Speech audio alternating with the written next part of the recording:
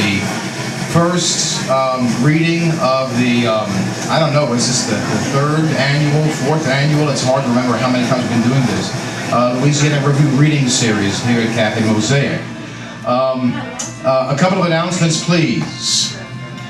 First of all, no cell phones or texting during the readings. It's, do I have to tell you how rude? Yes, turn your cell phone off, Dr. Longois. All right. Airplane, and of course, turn your iPad off. Doctor, what is your name again? I've forgotten. So anyway, also please refrain from talking during the readings. In other words, let's put it this way: if you were up here, how would you want people to behave?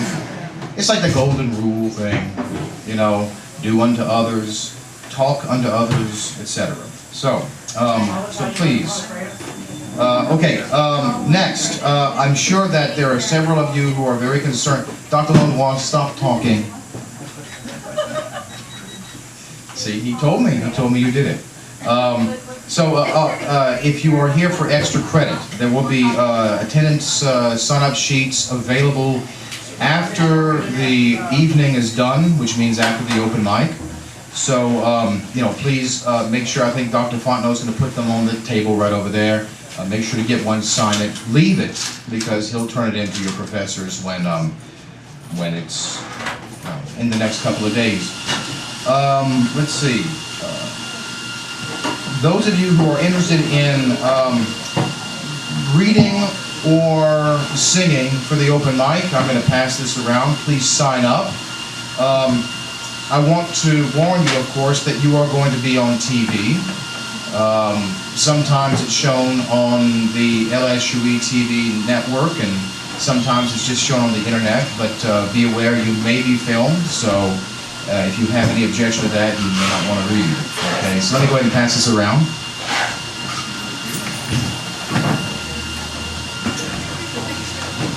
All right. Okay, the next thing. This is something for those of you who are new.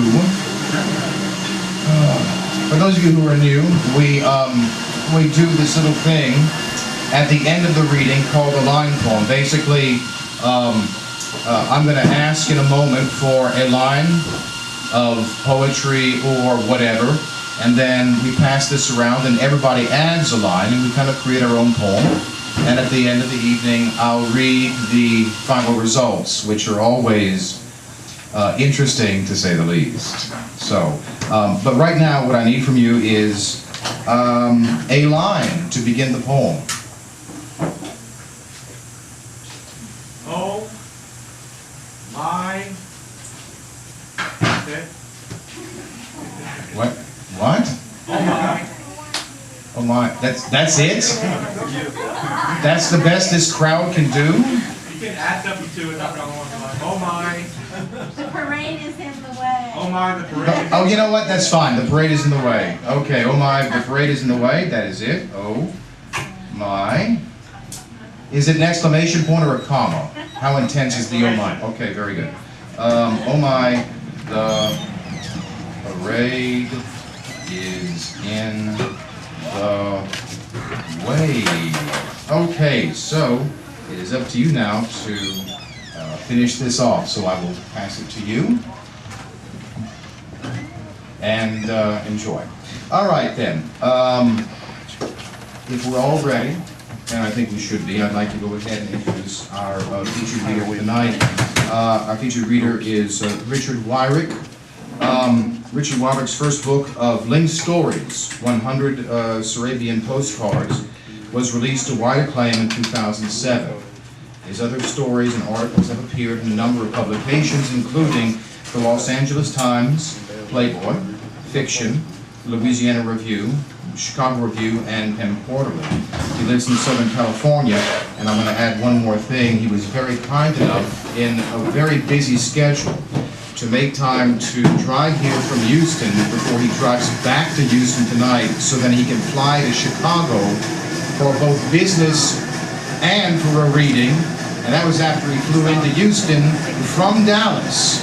So he really wanted to come here And you should feel very privileged about that. So please welcome Richard Wirick, please.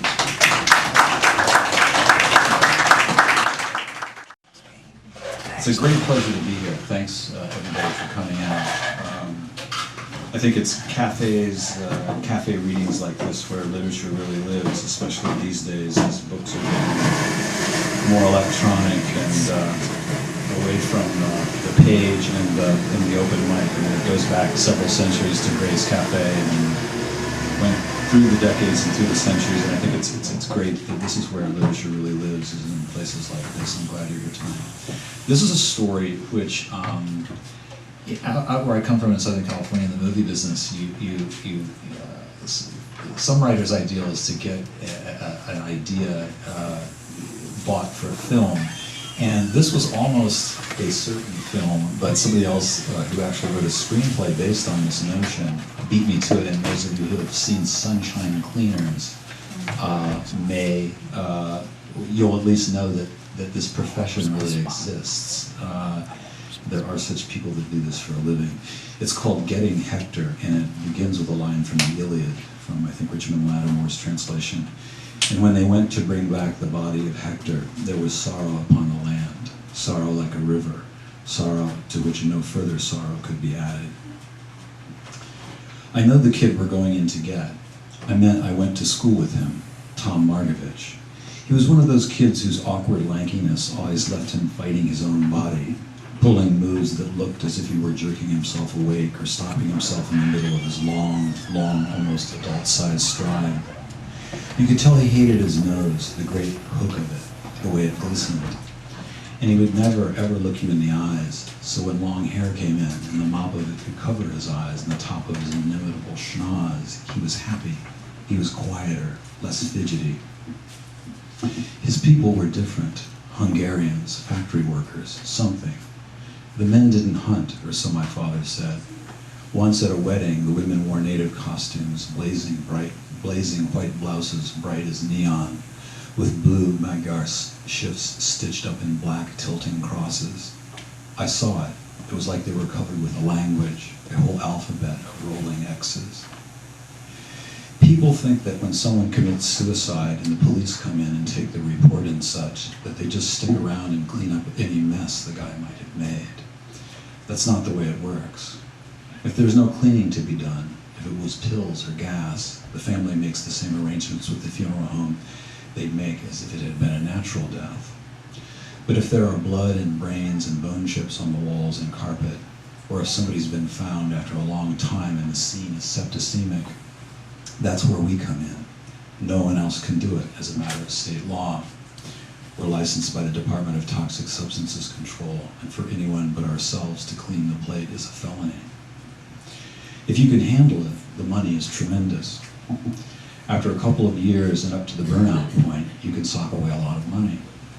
Then the trick is to hand it off to a colleague or a friend, a strong, stomached friend, a friend who's seen some things, who can take in whole worlds of pain as though it were a glass of cold water he was downing. Most of the snuffs we see these days now are druggies, people who've been through rehab the normal 3 or 4 times at enormous expense until the insurance runs out and their families have ejected them from the house or garage and the county has stopped them from sleeping in the public parks. And it isn't just meth, though that's a lot of what we see in the rural counties around Worcester and Ashland, where there's little other than Amish and racetracks. Meth is covered heavily now because it provides the best pictures for the news magazines, which, like CNN, all seem to be going the way of Entertainment Tonight. Time and Newsweek and local region sections of the Cleveland papers love pictures of emaciated 20-year-olds looking like Appalachian women in old sharecropper photographs, the close-ups of rotting teeth and gums and open sores, the flesh's rapid giving way, the holes in the sides of cheeks that users can run their tongues through. But there's a lot of crack, too, which sounds like crank in the hook that it has, the way it lassos the whole neuronal system, ties it up. I imagine it as some kind of spirit, a genie setting itself up inside your bones. I know you guys knew him, Fergus, our boss, says to us. He's rolling up a bugler, and tamping it with his fingers. The blotches on his face could be wine stains, melanoma, anything. With every twist of his fingers, his glasses slide further down his nose until they stop at the red bumps of broken veins. Lets you know lesson number one in life, which is, it don't pay to love. The world's going to break your heart sooner or later. We've heard the speech a couple times before. He'd given it to us when we had to go get his duck hunting partner, Chet Hurley, who'd eaten his Browning 9mm after his wife threw him out of their trailer and he was living at the dump. Fergus gave us the same sob job when we had to get Johnny Vanderbilt's boy after he hung himself in the barn. The kid had only wrecked the family truck, something that stupid, but the sheriff found him with his neck slack as a towel, a mini stepladder kicked away in the straw. By the time we got there, he'd been cut down and laid on a gurney without wheels, just an army stretcher. He wore bibs and a long-sleeved Eddie Bauer camo t-shirt.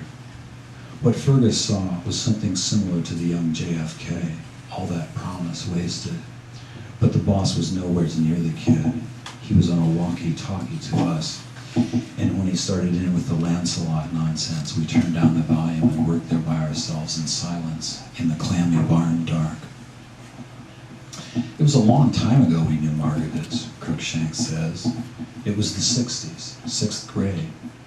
I remember seeing Margot in line at the cafeteria, the only kid whose parents let him wear patterned pants, bell-bottoms. Disraeli gears had just come out. Another thing I remember about him was the way he held one hand in front of his eyes sometimes. It was like somebody taking one of those vision tests, following the doctor's instructions. Later, it looked to me like the guy in the Sistine Chapel painting, sitting with his hand like that in the boat, getting whipped with the devil, or Sharon, or whoever, who looked like Yoda. I look over at Crook, who you can tell is anxious to go. The yellow hazmat suit is over his shoulder, lying like a giant wilted jungle leaf. Crook's suit is usually slim-fitting, almost like the purple bowling outfit of the John Turturro pervert in The Big Lebowski. Mine feels as roomy as a circus tent. Cindy likes the way it looks on me, he says. I look like the Michelin Man. We suit up in the head, which is agency rated and has gunmetal gray toilets and shower stalls covered with disposable plastic liners. The hazmat suits look heavy, but they're actually comfortable and cool. The compressed air from the ventilator tanks works like a scuba getup, giving you air to breathe and filtering the same cold whoosh of oxygen out of little jets in the armpits and waist and down in the booties. The first hazmat job we had was another one of Fergus's Johnny We Hardly Knew Ye episodes, and it was a gig that taught us that when in doubt, you put on the rubber. He was one of Fergus's doctors, or a doctor friend of one of his doctors. The scene was like what I'd read about in Hemingway bios, right down to the guy being in electroshock therapy and unable to perform sexually in the last few months before he checked out. He'd put both barrels of a 12 gauge against his palate and tripped each trigger with separate toes, so the whole cranial vault had lifted off, and the top skull quadrant was sunk an inch or two into the ceiling plaster. We didn't see any liquid tissue going in, nothing wet, enough to go in the pores of our skin. I almost backed out and unsuited, but then we saw it, brains dripping in a corner over an open window. All the blood was dried, but the gray stuff stayed movable from the moisture blowing in. It was a sweet, late spring day.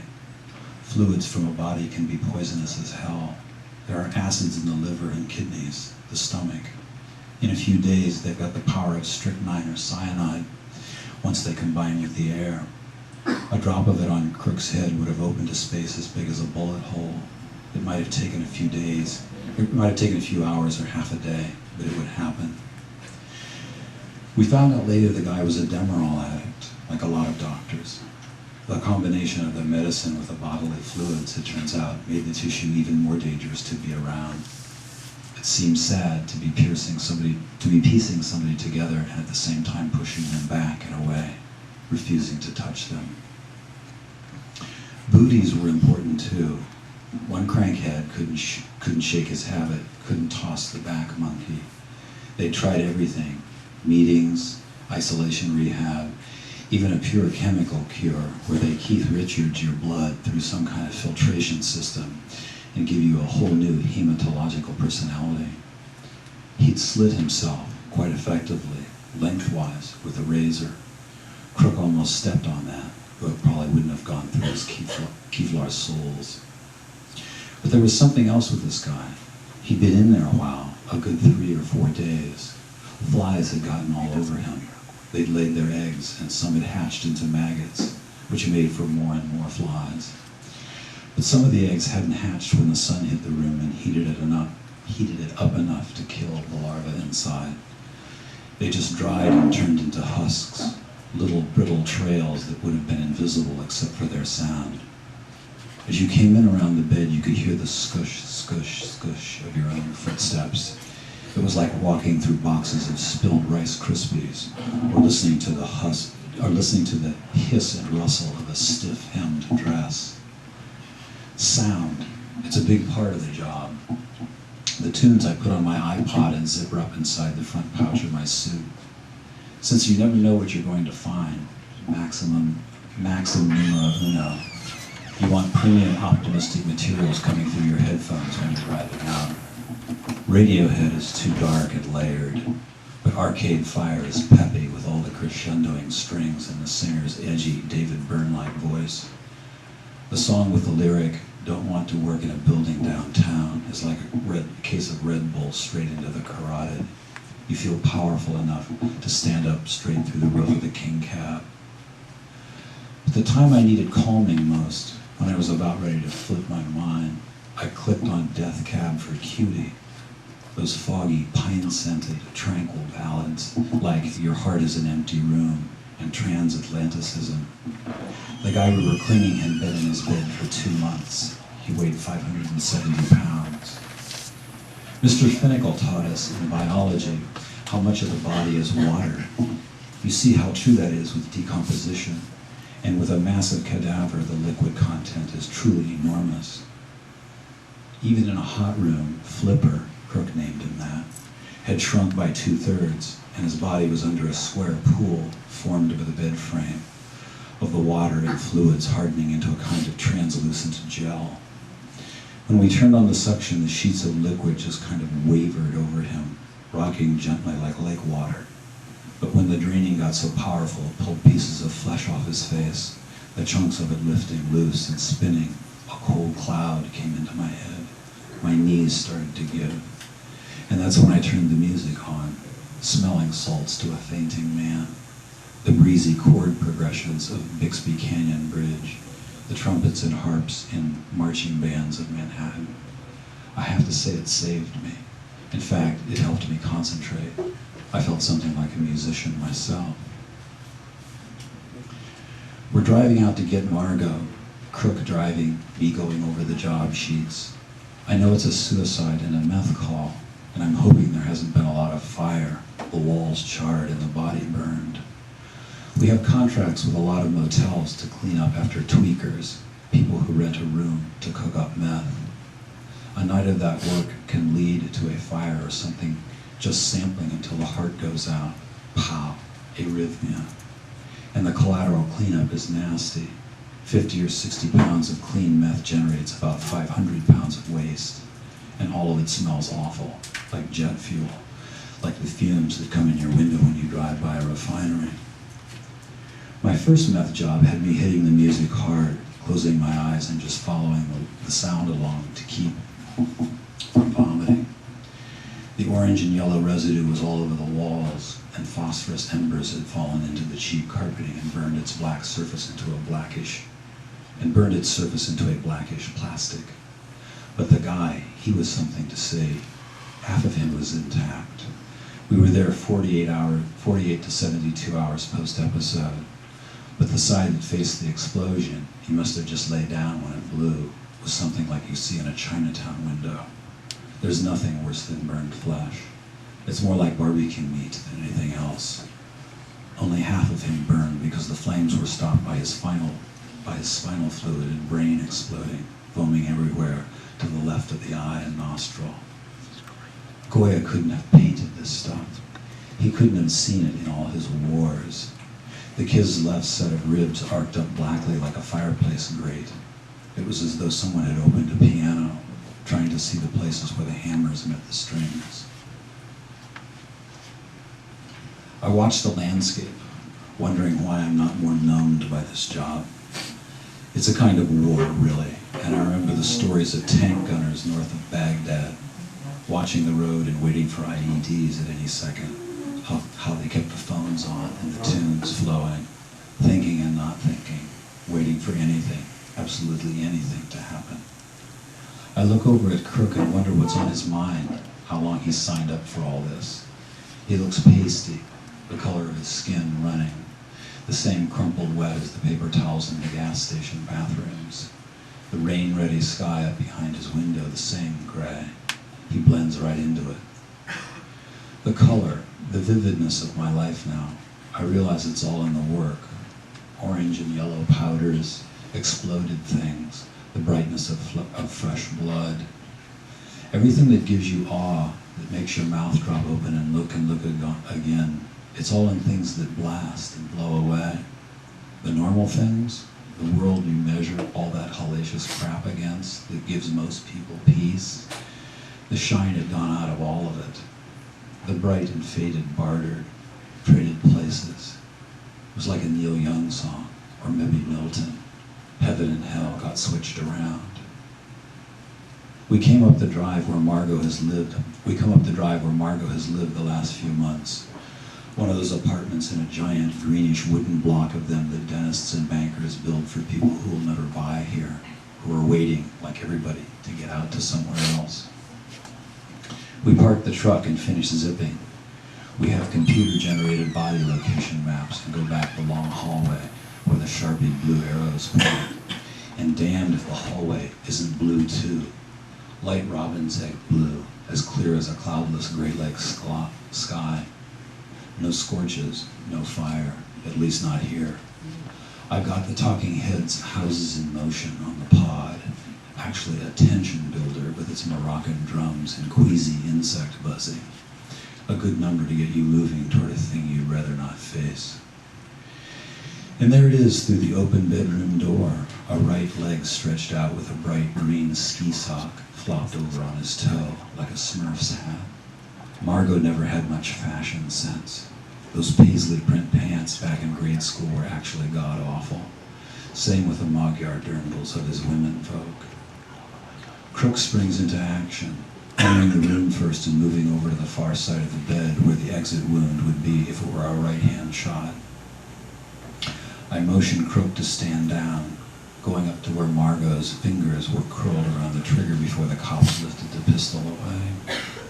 What remains of his face is in the shadow of the drapes, and I see he's got a beard like the Amish grow in these parts, thick only along the jawline and the upper chin, the lip clean-shaven. There's a shaft of light coming through the parted drapes. Crook is antsy, wants to move. With one hand I gesture no, and with my other hand I pull a chair up and sit, wait for the light to move. In 10 minutes the sun hits the right side of the pillow. Another pillow on top of that has blocked the exit spray. Crook won't have much work, and I see him calming down, grateful there won't be a lot of someone we knew to work on. The beam moves slowly, like a sundial. It spreads over his face, the big ridge of his nose, and that's when I see it, the hand over the eye, cupped just like he used to. Crook moves back, and the hose of the enzyme vacuum spreads the curtain wider, the shaft of sun moving over the bed straight toward me. It lands on my chest, a pillar of light pouring straight into my heart. The tears drop down and click on my goggle bottoms, and they steam, and I lift them and wipe the insides with a pillowcase, knowing it's safe. Crook's head falls forward, refusing to look at me. He doesn't like motion. This is the way the world ends. This is the way the world ends for Margot. Not with a whimper, but with a goddamn Walther PPKS. In 3 weeks, we'll have the first high school reunion I'll go to. He's the 8th to go this way. Maybe there will be a set of candles. But then I noticed something the opposite of what I expect just now, that I'm losing it. The sunlight shows the room to be decently put together, tidy in fact. And more than that, the bedspread, untouched by any blood at all, has the faintest glimmer down in the stitches of its cloth, a sparkle. The pattern is of green and silver elephants on some Hindu heaven river, moving through whitish grasses and wearing etched and checkered saddles, yellow and purple and umber and aquamarine. Only Margot's body is dark.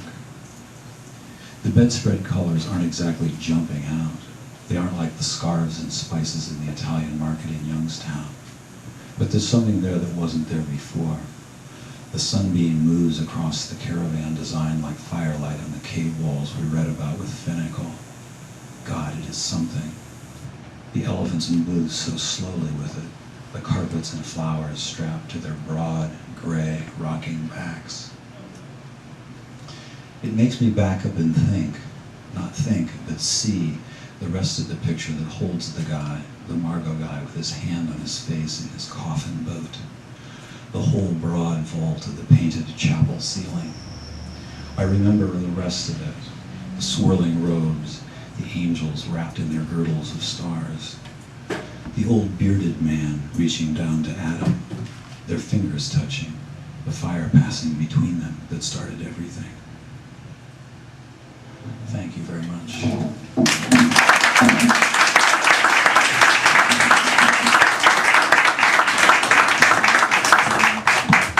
That's what was wrong, and this was leaning against the light turning. But otherwise a great microphone. Questions? I'll have the same question I asked of your earlier story. How much of your own life is in that story? Any? Other than a kid kind of stuck in it, well, this kid actually seems to like aspects of this job. I was going to say other than a kid stuck in a job that he doesn't like that much, which was more the scenario of Sunshine Cleaners. The two girls were just doing it for a summer or something. Not really. Yeah. No, there was a guy who eventually committed suicide with a similar name in my high school, but I have no idea whether he was, the scene was treated by these kinds of teams. I read about these people who do this in a great book called Gig, and the authors are in the acknowledgments section. It was run by Louis Latham in Harper's Magazine about 10 or 15 years ago, and the guy described the job with this great braggadocio and loved the money he was making, because he was one of the first people to do it successfully, and he was made tens of millions of dollars doing it, and then franchised it out. Obviously a very grim business. Yes? How did you have to research all that business about what The happened physiology. with the body? Yeah. Some of that was in Gig, Okay. but some of it, I come from a family of funeral directors, actually. Oh, okay. And so I knew, and I wrote a story a long time ago called The Undertaker. And so you learn, and they, even with non-war dead who come into the funeral home, you learn a lot about how people are kind of reassembled who've met violent deaths. So I got exposed to that kind of early. I never thought about it. I never thought about the body being dangerous.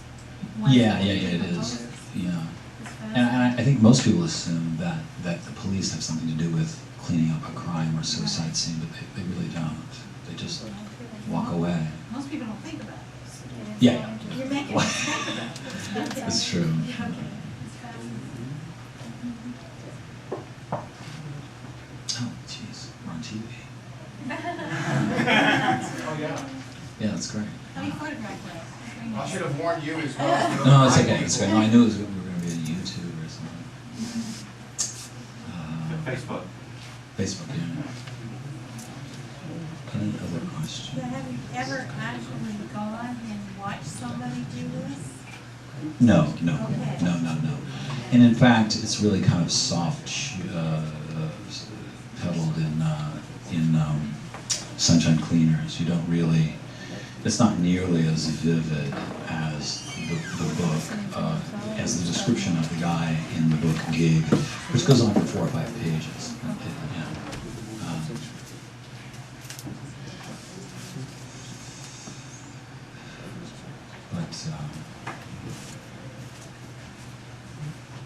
Anything else?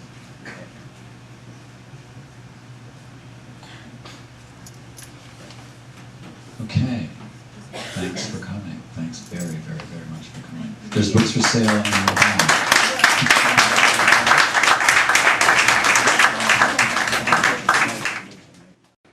All right, first off, we have our first reader. It's, should I say, Asia? Asia Vanal. Asia Vanal. Okay, so, all right. Please welcome Asia Vanal.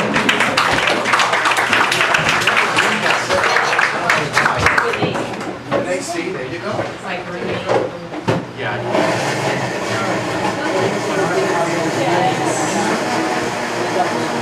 have 2 poems. It's not that long. I always have problems with time. Can I dance on your feet again? Hold your hand while I cross the street. Tell me not to talk to strangers. That everybody isn't my friend and that forever doesn't always last. See, I've been searching for my father. For the guy who used to wipe my tears, encourage my shoulders to hold me together. That it's okay to cry. For the one who left, I love yous engraved on my forehead. I miss trying to remember good times instead of filling memory banks with TV shows and bonding with the remote control. Missing the point of what a living room was made for. Listening to verses of Father and I songs for an idea of how our relationship should be. When did the word awkward begin to describe the way I say I love you? I miss when I called you daddy before I figured that big kids shortened it to dad. Can we rewind to wake up because breakfast is ready? Can we skip to you walking me down the aisle when all we could do was smile so hard that our cheeks would hold up tears? I wish I could erase custody battles. Cover my eyes for the bad parts of childhood like child services visiting at school. Just a few questions that stuck to the side of my memories like the pillow would stick to late night teardrops. Let's skip over the family portraits. They're just JPEGs fronting for facade. Perfect family glossing over all the cracks. We were our own little puzzle. But don't tell anyone. They may figure out that we're constantly breaking. That's it.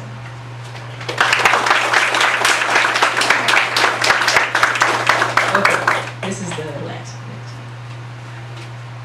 I changed your contact name to a sad face because getting a text from you is like getting punched in the stomach. I breathe in.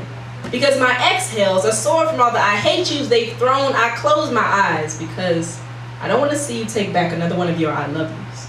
And I hold my stomach because I can't take swallowing another one of your lies like the only thing that could make you smile that way was held captive on the side of my neck.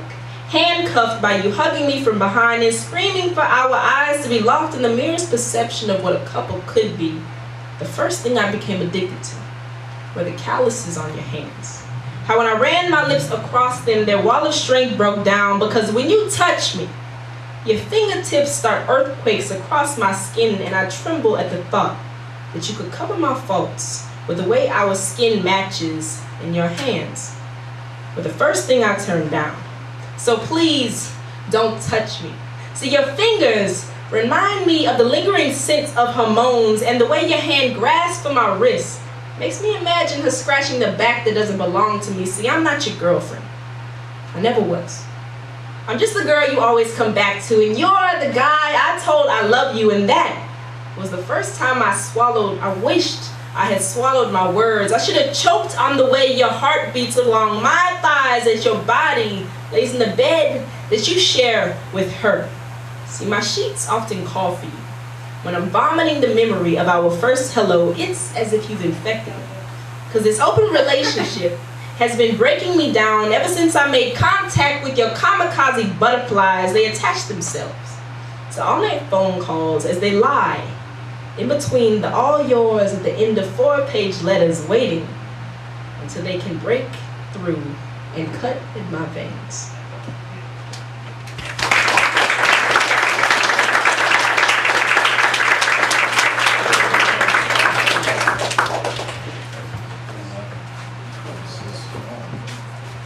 All right, our next reader is Marcel Palmer.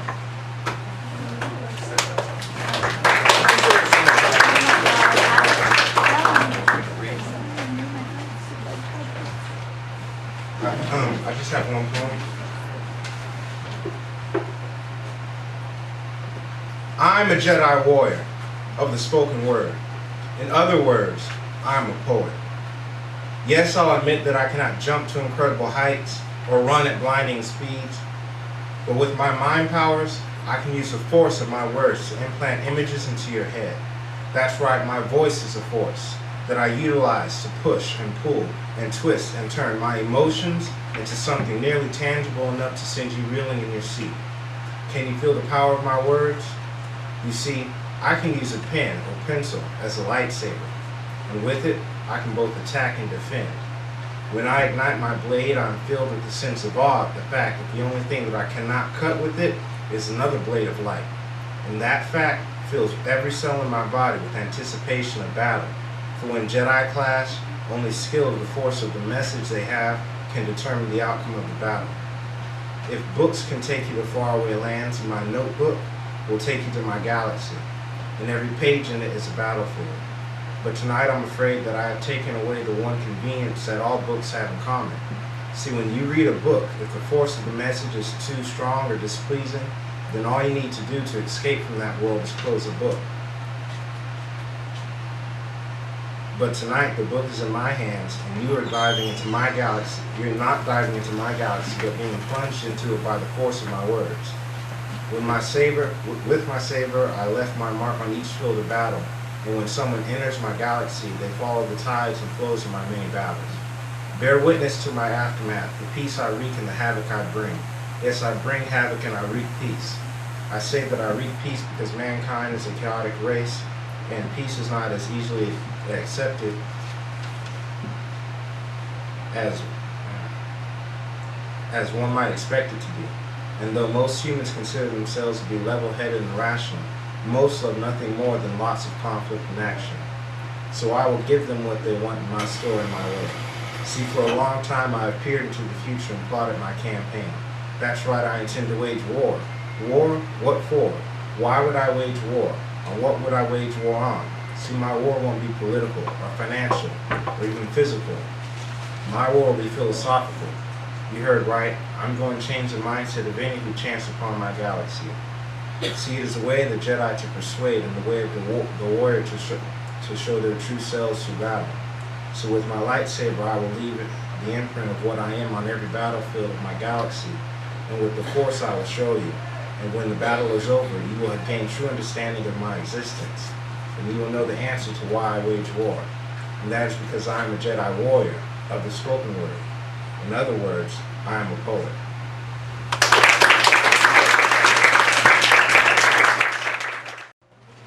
That's it. We've come to the end of the evening, which I have a mic, man.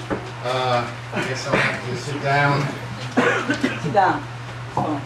and read this line poem. I don't like sitting down and reading. I feel like I'm reading to my son if he were like 15 years younger. All right, so here's the line poem. Of course, you know how it begins, so I'll do the best I can with it. Looks like the handwriting is reasonably good, so. All right. Oh my, the parade is in the way. And my, what a beautiful day. With every soul all so gay.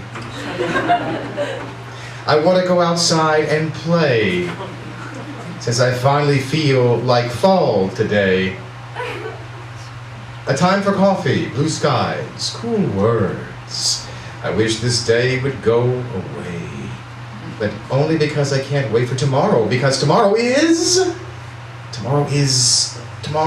so grand and full of hope, I wish not to even gloat. Beautiful days are bound to come. The feeling of happiness is almost unbearable. Time for gumbo! Cook some rice. It's too bad I forgot to wear deodorant.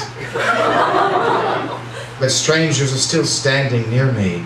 The gumbo must smell nice.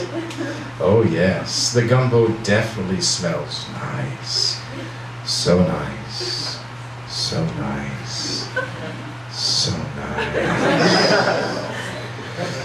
Bloom where you are planted. Help me see the sun. Tomorrow is another day. There's your poem. A couple of other things to bring up. Hold on. Don't. All right. I gotta get the information. All right. And then not fall down and sit down. All right. Would like to first of all announce that Monday, October 11th, that's going to be in less than 2 weeks. That'll be a week from Monday. We have our next reading in the Louisiana Review Reading Series. We have a local novelist. I say local because he's from Opelousas, but he's now living in New York. He just published his first novel, the first annual Grand Prairie Rabbit Festival. And from what I understand, and Dr. Fontenot could correct me if Dr. Fontenot's around to correct me, it is a comic novel interspersed with recipes. Is that right, Dr. Fontenot? Yeah. I guess that's, I don't see him, I assume that's his voice. So, okay, so I'm correct on that. So that'll be at 7 p.m. here at Cafe Mosaic, Monday, October the 11th, followed by an open mic. Please come, read your own poetry, fiction, or play us a song. It says 5-minute limit per speaker, which I forgot to mention at the beginning. I just want to thank you all for coming out, and hope to see you again in a couple of weeks. Y'all take care. Good night.